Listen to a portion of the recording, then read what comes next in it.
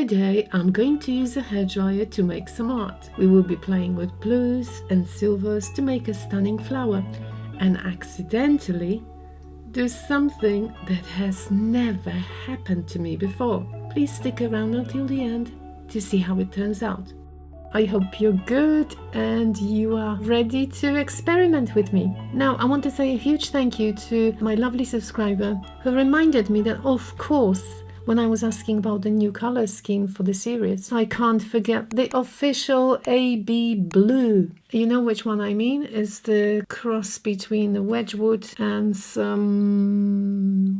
a little bit of grey. And first of all, thank you so much for all your love to the series. I honestly didn't expect that it will be so popular. So there you are, you've got another color today and a different flower. 40 by 30 canvas, which is 12 by 16. So now we will have a triptych, and it's a deep edge canvas, as you can see. I do like them. We are going to have a minimalist color palette. I introduce Wedgwood first, not mixed with anything. Here we've got Wedgwood with a bit of grey. Sky blue, but looks like forget-me-not color.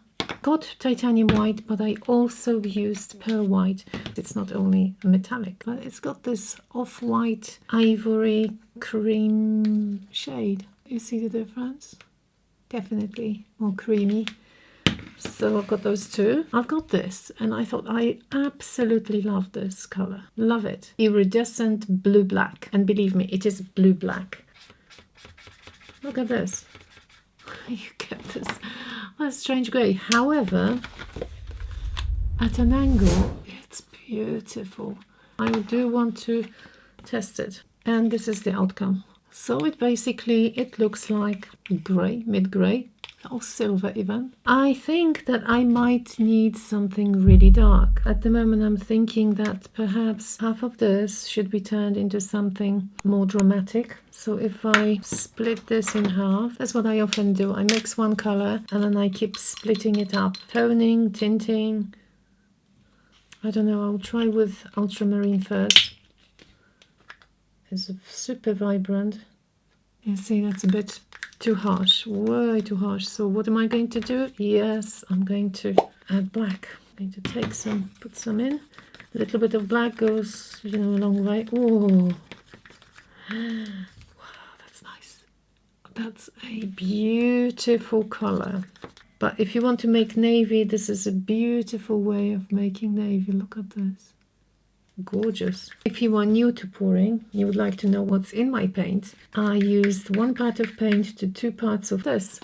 You don't have to have Floetrol, you can use any other pouring medium, so I use Liquitex pouring medium today. If I remember, my first pour in the series was with the British Floetrol, and then the second one, I think I was mixing American and British, mainly American one. So this time I'm using mainly pouring medium. And then, so 2 parts of pouring medium, but it was a bit thick. And I wanted very, very runny, like this. Can you see that? Almost like very runny honey with hardly any build-up. I'm going to risk it today because I'm using the small hairdryer. Hopefully my radiator will stay intact or as dirty as it is, but not more dirty. First of all, I'm going to coat the edges with white. I want the paint to glide freely. Move the white towards the middle more and add some grey. Might be interesting. Oh, it looks very dark. Like I thought it was so light. Mix it on the canvas so it's lighter. Did you think it was very light? It looks so light. Of course, I might add this as well, a little bit. It's incredibly hot in London, so I need to be a bit faster, because the last thing I want is my paint to get dry. I am putting this in the middle for one reason only, so my petals will move easily.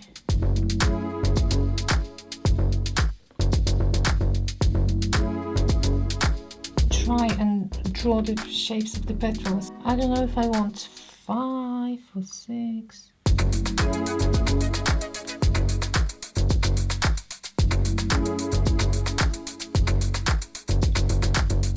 So now that leaves me with this. And of course the darkest. Yeah. Oh yeah, that's nice. That's pretty. Now I want to see more of it. I'm going to do the ones that are underneath first, which in my opinion is this one.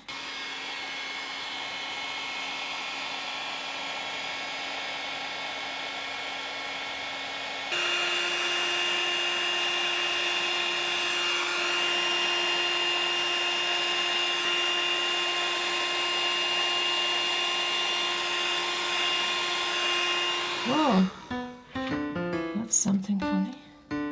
I don't know what happened. I don't like it. I don't like it.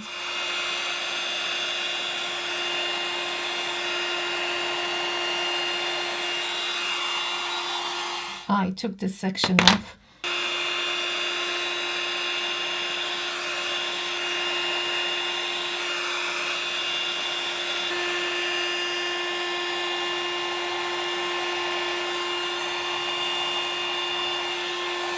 We got some really nice edge, didn't we?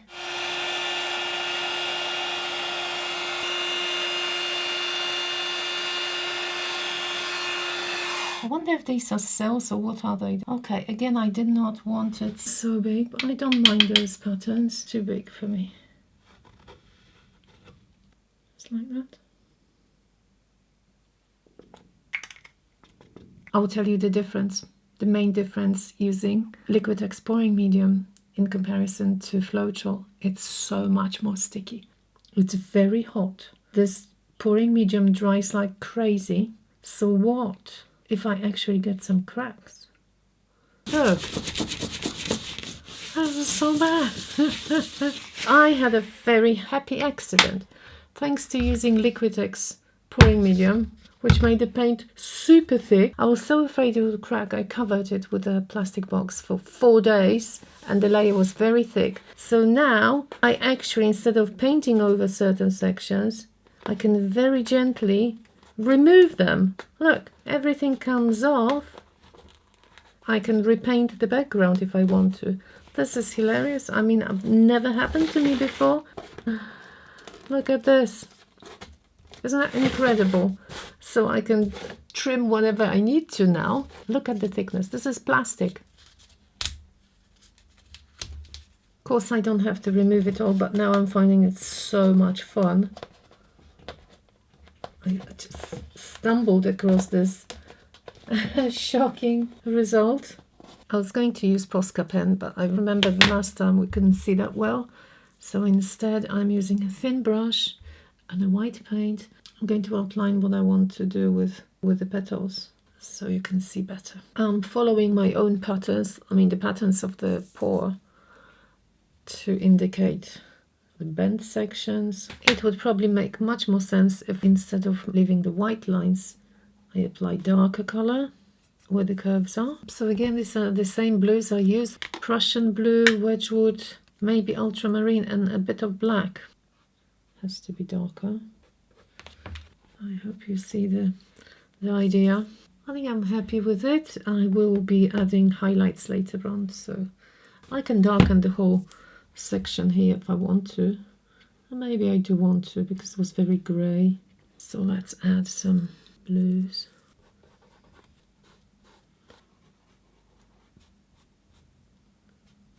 I do like this effect a lot, so I'm going to do some more. See, I'm trying to replicate the colour on the petal.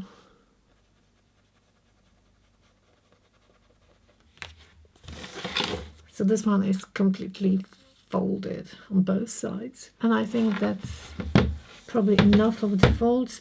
Time for highlights. I've got white and light blue. Trying to make this curved if possible.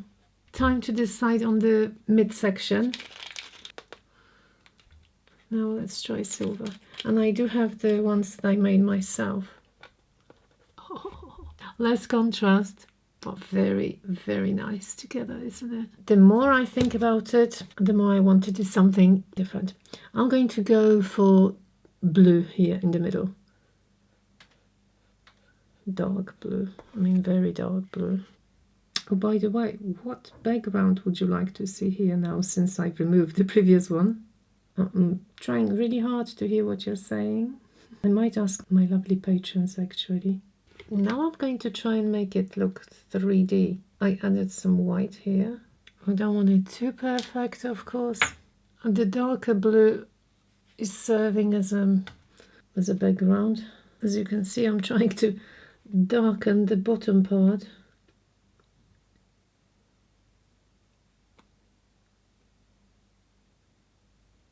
So highlight here. But this way we can actually create this 3D ball effect. Probably enough. And now, here's the little anthers. Let's find a very, very thin brush.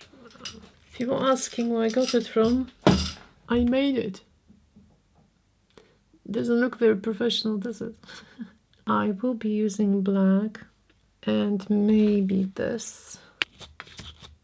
And I am going to create little lines. It has to be very watery, otherwise it won't glide nicely. If we darken all around, now the midsection really pops, doesn't it? As the center looks pretty round, see the dark area now, definitely requires some of them lighter, so we can actually see them. And yes, they can be overlapping. It would have been possible to see them if the center wasn't really dark. I did ask my lovely patrons what colors they would like to see, silver or gold. At the moment, majority of the votes were silver, which I'm kind of not surprised, because obviously blue and silver, we know it's going to look awesome. Yes, it could be nice also with gold, cream, gold. I don't know what type of flower this is. Your guess is as good as mine. Oh, so cute. Okay, so that's silver. So let's try gold as well. Now imagine this all over. Very beautiful, wintry, stylish. And then imagine this, kind of popping more. Oh my goodness, what am I supposed to do? How about trying this? Let's try it here. This is bronze. I'm mixing the background color. And I put tons of white. This is white and silver. Touch of blue, I suppose. Okay, let's mix it really well. This has to be enough for the whole painting. Hopefully I mixed enough. What do you think of the background? It's very subtle. It's not white anymore. Kind of off-white towards silver. More like little blobs. I was kind of concerned that we won't see them, but we do see them, don't we? Yes, they are seen. I'm making them a little bit shorter on this side.